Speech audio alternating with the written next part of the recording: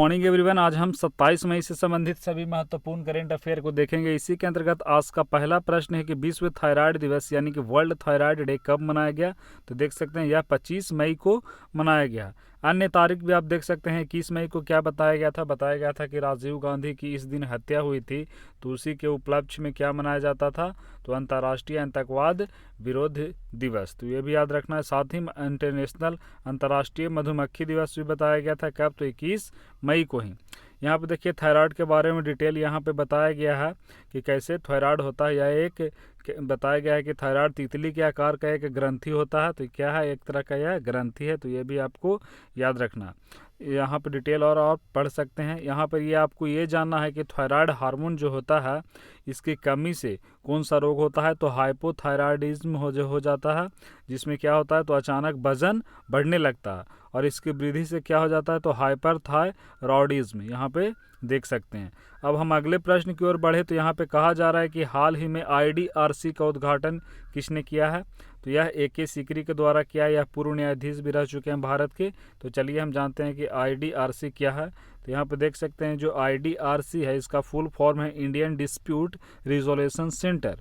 तो इसका full form भी आपको याद रखना है। यह जो है सुप्रीम कोर्ट के पूर्व न्यायाधीश न्यायमूर्ति AK सीकरी बताया गया। यह सुप्रीम कोर्ट में पूर्व न्यायाधीश भी रह चुके हैं। कौन? तो AK सीकरी। इन्हीं के द्वारा यह किया गया है। तो यह आपको याद रखना है। यहाँ पर और डिटेल बताया गया है कि यह केंद्र ने पूरी तरह कागज रहित विवाद समाधान के वातावरण प्रदान करने के लिए ऐसा निर्णय लिया गया।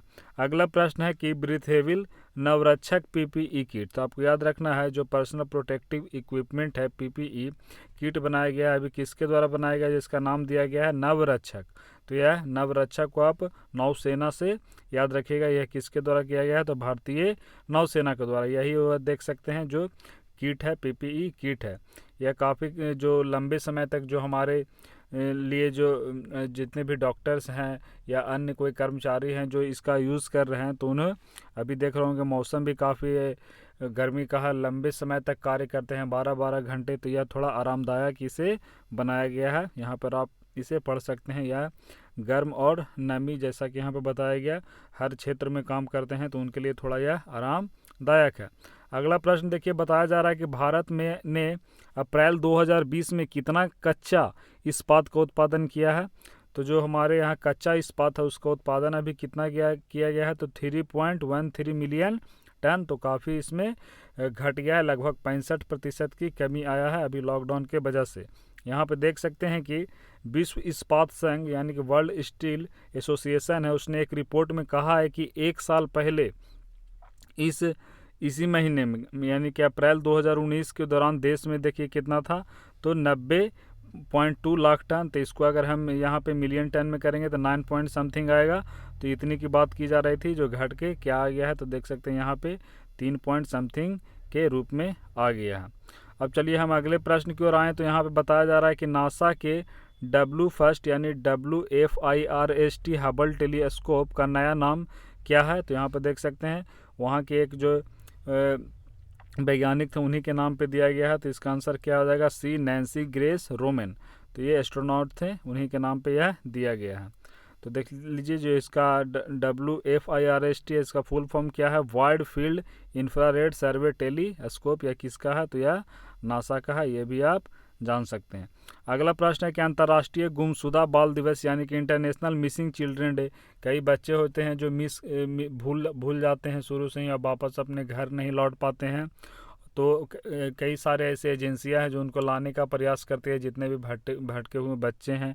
तो इसी के लिए एक दिन मनाया जाता है। तो याद रखना है आपको अंतर्राष्ट्रीय गुमशुदा बाल दिवस। तो यह भी कब मनाया जाता है? तो यह भी 25 मई को मनाया जाता है। 25 मई को अभी एक और क्या तिथि बताया गया, तो विश्व थायराइड दिवस। अब अगला प्रश्न यहाँ पे बताया जा रहा है कि किस राज्य ने 1 जून से मंदिर खोलने का निर्णय लिया है। जितने भी मंदिर हैं, या चूंकि इस प्रकार का पहला है तो मंदिरों का खोलने का निर्णय लिया, ऐसा किसने कहा? तो ऐसा कर्नाटक ने कहा। कर्नाटक के बारे में तो आप जान ही रहे होंगे। चलिए थोड़ा कर्नाटक के मैप को देख लेते हैं। ये रहा मैप में कर्नाटक, जैसा कि इसकी सीमा आप देख रहे होंगे स्पष्ट रूप से कहाँ कहाँ से लग रही है। ये देखिए महाराष्ट्र से इसकी सीमा लग रही है, फिर तेलंगाना और यहाँ पे आंध्र प्रदेश, तमिलनाडु और ये केरल, इधर में अरेबियन सी से इसकी सीमा लग रही है। साथ में यहाँ पे देख सकते हैं गोवा से भी इसकी सीमा लग रही है। अब जो कर्नाटक है, इसका जो गठन हुआ था वह कब हुआ था? तो 1 नवंबर 1956 को इसका गठन हुआ था। साथ ही यहाँ के जो गवर्नर है वे कौन है? वेजुभाई वाला। और सीएम BS येदियुरप्पा बीजेपी से हैं। अब चलिए हम यहाँ के जो थोड़ा नेशनल पार्क है उसके बारे में जान लेते हैं। तो जो कर्नाटक के नेशनल पार्क हैं, देखिए यहाँ पर देखिए काफ़ी इंपॉर्टेंट है, इनसे प्रश्न पूछे जाते हैं। पहला क्या है?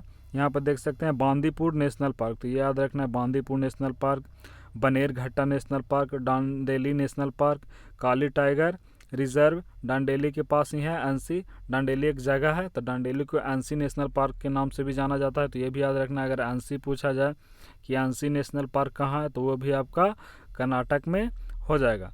तो यहाँ पे कुद्रेमुख नेशनल पार्क और नागरहोल नेशनल पार्क, तो ये सारे आपको यहाँ से याद रखना है। तो डांडेली आपको याद रखना है, ये बताया गया, बांदीपुर और बनेरघट्टा। यहाँ पे चलिए अब हम अगले प्रश्न की ओर बढ़ते हैं। तो यहाँ पे कहा गया है कि ये देखिए प्रश्न कुछ दिन पहले बताया गया था, फिर यह खबरों में आ गया है, किस वजह से आया है? तो किस राज्य की खुडोल पहल को कोविड-19 महामारी से निपटने के लिए समावेशी लड़ाई में दुनिया के टॉप 10 पहलों में शामिल किया गया? तो यह मणिपुर का एक पहल था, यह एक इनिशिएटिव था मणिपुर का, जो कोविड-19 से लड़ने के लिए जो हमारी LGBT कम्युनिटी है उसके द्वारा किया गया था, है इसके द्वारा यहाँ पे ऐसा किया गया था। तो यह किस कम्युनिटी के लिए किया गया था? LGBTQ के बारे में किया गया था। ले हो गया, यहाँ से आप जान सकते हैं ये पहल किसके द्वारा जो किया गया था? तो मणिपुर के द्वारा किया गया था। तो यहाँ पे आपको जानना क्या है कि जो खुडोल पहल है, यही बताना चाह रहा था कि यह जो किस NGO के द्वारा शुरुआत किया गया है, तो या ऑल के द्वारा शुरू किया गया था, जो NGO है उसी के द्वारा शुरू किया गया था। इस पहल को शीर्ष 10 वैश्विक पहलों में शामिल किया गया। अब चलिए मणिपुर, तो थोड़ा हम मणिपुर के मैप को देख लेते हैं। जैसा कि पिछले मैप में लौटे तो देख सकते हैं, यही आप देख सकते हैं यहाँ पे क्या है, तो ये अंतिम में मिजोरम हो गया, ठीक है, इसके ऊपर ये वाला पार्ट हो गया मणिपुर। मणिपुर के बारे में आप जानते होंगे कि यहाँ के 2 नेशनल पार्क काफ़ी इंपॉर्टेंट है। एक है सिरोही नेशनल पार्क, तो ये भी जानना है कि जो सिरोही नेशनल पार्क है, साथ ही केबुल लामजाओ जो कि लोकटक झील में है, तो वो भी काफ़ी ज़्यादा इंपॉर्टेंट हो जाता है। तो इन दोनों को आपको यहाँ से रिलेट करके याद रखना है। मणिपुर की राजधानी कहाँ है? तो इसकी राजधानी इम्फाल है।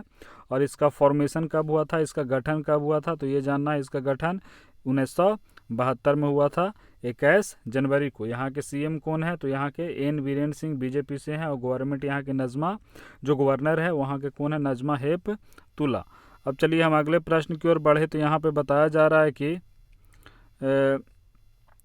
9 नंबर देखिए कि हाल ही में किसके द्वारा SIDM और MSME की कॉन्क्लेव की अध्यक्षता की गई है? तो ऐसा किसके द्वारा किया गया है? राजनाथ सिंह के द्वारा। SIDM से ही आप समझ सकते हैं, यहाँ पर देख सकते हैं जो SIDM है वह क्या है? भारतीय रक्षा निर्माताओं का संगठन है। तो इससे आप समझ सकते हैं जो हमारे रक्षा मंत्रालय संबंधित सारे मामले कौन करते हैं? तो राजनाथ सिंह के द्वारा होता है। तो इसलिए इसका आंसर राजनाथ सिंह हो जाएगा। अगला प्रश्न देखिए, यहाँ पे बताया गया जा रहा है कि किस देश के प्रो रेसलर हाना किमुरा का निधन हो गया है? तो यह कहाँ की थी? यह जापान की थी। बताया जा रहा है कि यहाँ पे देख सकते हैं कि यह एक रिपोर्ट के अनुसार ऐसा बताया गया कि वह नेटफ्लिक्स के टेरर हाउस शो में निभाई अपनी भूमिका के बाद ऑनलाइन धमकियों का शिकार बन गई थी। तो देखिए जापान खबरों में है, थोड़ा हम जापान के बारे में जान लेते हैं। जैसा कि आप जापान को देख सकते हैं, कई बार बताया गया है कि जापान अलग अलग द्वीपों में स्थित है। जैसा कि देख सकते हैं इसका कौन कौन सा द्वीप है, हम देख लेते हैं। उत्तर से दक्षिण की ओर होक्काइडो हो गया, फिर उसके ठीक हम नीचे आते हैं तो क्या आ गया? होन्शु। और होन्शु इसका सबसे बड़ा द्वीप है जिसपे टोक्यो यानी कि इसकी जो राजधानी है वह स्थित है। फिर इसके बाद क्या हो गया? शिकोकू। और अंतिम में क्योशू। तो ये सारे द्वीप को यहाँ से रिलेट करके याद रखना है। जो जापान है यहाँ के अभी सम्राट होते हैं, तो यहाँ के भी अभी राजा हैं। तो यहाँ के राजा कौन है? तो वे जानना है, नारुहितो। और यहाँ के जो प्राइम मिनिस्टर है वे शिंजो अबे हैं। यहाँ के करेंसी के बारे में जानना है कि जो जापानीज येन है, क्या है? Japanese yen. और यहाँ के संसद के बारे में जानना है कि यहाँ के संसद को किस नाम से जाना जाता है? तो यहाँ के संसद को डाइट के नाम से जाना जाता है। अब चलिए हम अगले कल के प्रश्न से एक प्रश्न पूछा जा रहा है, इसका आंसर आपको कमेंट में बताना है। जो कल था 26 का, आज का उसका प्रश्न है कि किस राज्य की सरकार ने खेलों को, जितने भी स्पोर्ट हैं उसको दोगे का दर्जा दिया है। यहाँ पे ऑप्शन है, तो इसको आपको कमेंट में बताना। अगर इसके बारे में आप डिटेल जानते हैं तो उसको डिटेल भी लिखने का प्रयास करिएगा। अगर आप डिटेल लिख देते हैं तो आपको लंबे समय तक वह याद रहेगा। चलिए वीडियो को यहीं पे समाप्त करते हैं।